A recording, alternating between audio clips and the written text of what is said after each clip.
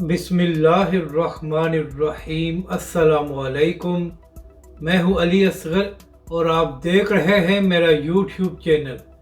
इमरान खान पर बड़ी पाबंदी लग गई और तहरीक लब्बैक के पाकिस्तान बचाओ मार्च को रोकने की कोशिश। इस वीडियो में हम इसी के मुतालिक बात करेंगे। नाज़रीन कराम, इमरान खान की हुकूमत में तहरीक लब्बैक पाकिस्तान पर पाबंदी लगाई गई थी।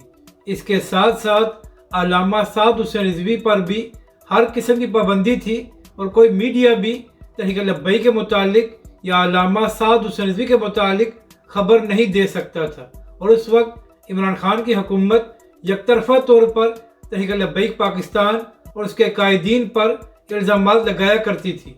मगर नाज़रीन कराम, आप मकाफ़ात अमल देखें कि जिस तरह इमरान खान की हुकूमत में अल्लामा साद हुसैन रिजवी पर पाबंदी लगाई गई थी, अब ठीक उसी तरह इमरान खान पर भी पाबंदी लगा दी गई है।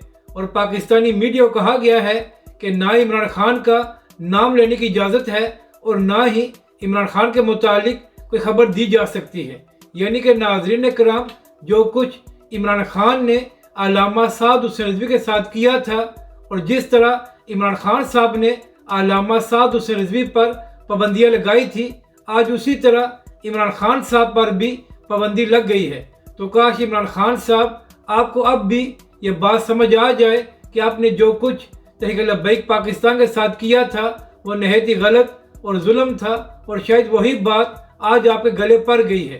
जबकि दूसरी तरफ नाज़रीन कराम, जब से इमरान खान पर पाबंदी लगी है तो मरियम नवाज साहिबा के लिए भी एक मुश्किल खड़ी हो गई है, क्योंकि जब भी मरियम नवाज साहिबा खिताब करती हैं तो 20-25 बार इमरान खान का नाम लेकर उन पर तनकीद करती हैं। अब चूँकि पाकिस्तानी मीडिया पर इमरान खान का नाम लेने की पाबंदी है तो फिर मरियम नवाज साहिबा अपना खिताब किस तरह किया करेंगी।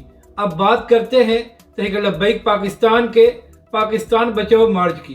तो नाज़रीन कराम, कल एहसन इकबाल साहब ने तहरीक लब्बैक पाकिस्तान पर कुछ इल्ज़ामात लगाए थे और आप जानते हैं कि एहसन इकबाल साहब का ताल्लुक बहावलपुर से है। तो अब से थोड़ी देर पहले कुछ खबरें सामने आ रही थी कि तहरीक लब्बैक के पाकिस्तान बचाओ मार्च को बहावलपुर में दाखिल होने से रोका जा रहा है और इंतज़ामिया कोशिश कर रही है कि तहरीक लब्बैक का ये लॉन्ग मार्च बहावलपुर में दाखिल ना हो। मगर नाज़रीन कराम, जब इंतज़ामिया ने तहरीक लब्बैक के कायदीन और कारकुनों का जज्बा देखा है तो उसके बाद इंतज़ामिया पीछे हट गई है और अब तहरीक लब्बैक पाकिस्तान का लॉन्ग मार्च बहावलपुर में दाखिल हो गया है। यहाँ पर नाज़रीन कराम, अहम बात यह है कि पिछले 11 दिनों से तहरीक लब्बैक का पाकिस्तान बचाओ मार्च जारी है और एक पत्ता भी तहरीक लब्बैक के कायदीन या कारकुनों ने नहीं तोड़ा।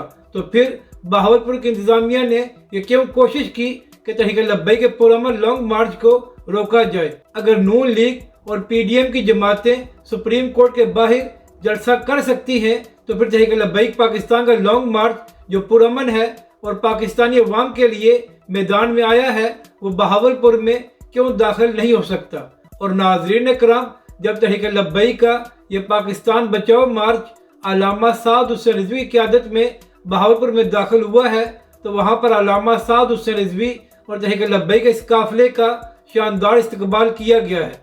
क्योंकि नाज़रीन कराम, पाकिस्तानी अवाम भी जानती है कि अल्लामा साद हुसैन रिजवी और तहरीक लब्बैक पाकिस्तान अपनी सियासत या कुर्सी के लिए ये सब कुछ नहीं कर रहे, बल्कि अल्लामा साद हुसैन रिजवी हुकूमत पर दबाव डाल रहे हैं ताकि कीमतों में कमी करके पाकिस्तानी अवाम को रिलीफ दिया जाए।